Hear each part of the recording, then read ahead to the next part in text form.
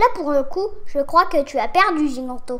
Ouais, tu n'as plus rien à dire. Eh bien, nous allons voir ça. Bonjour à toutes et à tous et bienvenue sur Motorsport Gigantoraptor. Aujourd'hui, nous allons tenter de répondre à la question de notre ami le créationniste. Peux-tu me prouver l'inexistence de Dieu? Non, donc j'ai raison. Tu peux pas prouver qu'il n'existe pas, donc il a raison.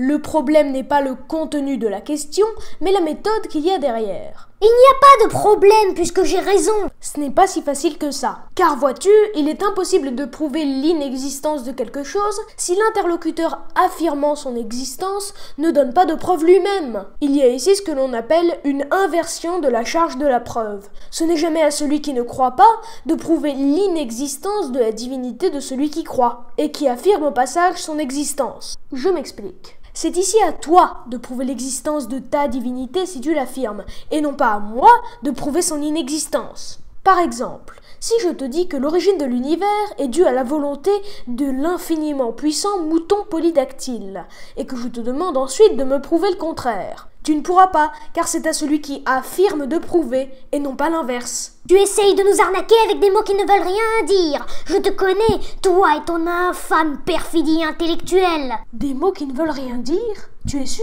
J'ai parlé français pourtant. Si on analyse mot par mot ce que j'ai dit, il n'y a aucune erreur. Moi je parle de Dieu, pas de mouton polydactyle stupide. Moi je détiens la vérité. Vous êtes des agneaux qui s'ignorent, tous sous le contrôle de l'infâme mouton polydactyle. Mais que ce soit Dieu, Chuck Norris ou le mouton polydactyle, le problème reste le même. La charge de la preuve repose sur celui qui procède à une affirmation. Et comme l'a dit Christopher Hitchens, ce qui est affirmé sans preuve peut être réfuté sans preuve. Ce n'est pas le cas du mouton polydactyle car il contrôle vos esprits, les médias et même les politiciens. Aucune preuve en faveur de ton mouton, aucune preuve nécessaire pour le réfuter. Encore une fois, quoi que tu affirmes, c'est à toi d'en apporter la preuve. Sans cela, ce que tu affirmes, je l'infirme. Ce que tu dis n'est irréfutable que parce que c'est indémontrable. Démontre donc ce que tu dis. Et comme ça, nous aurons une vraie discussion. Mais en attendant, merci d'avoir regardé. J'espère que ce travail vous aura intéressé.